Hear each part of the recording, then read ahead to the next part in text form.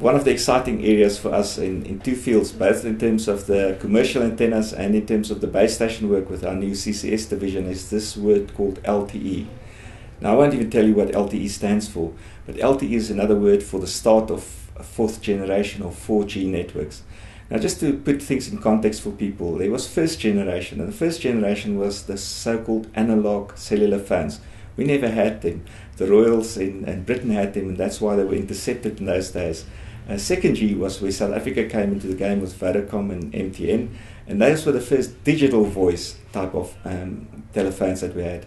And 3G was the name given to the first real data systems running on cell phones. They ran at reasonable speeds, and you remember there was what was known as 2.5G, where people started putting data on the voice channels, but 3G was where we got some real speeds, close to a megabit per second.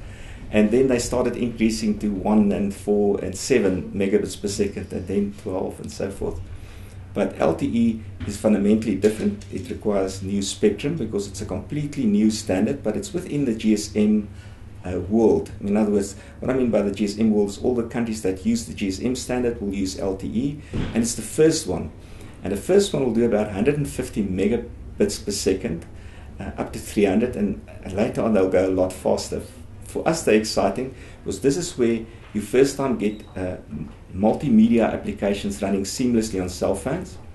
They require also 2 to 4 antennas at end user side in order to get those speeds. So for the first time, fixed wireless is becoming an absolute reality, and it is faster than any wired technology at the moment. So optic fiber will be faster, but ADSL, for example, sits at a value of 10, and let's not even mention the units, whereas the LTE is about 150, just to give an indication of how different these speeds are.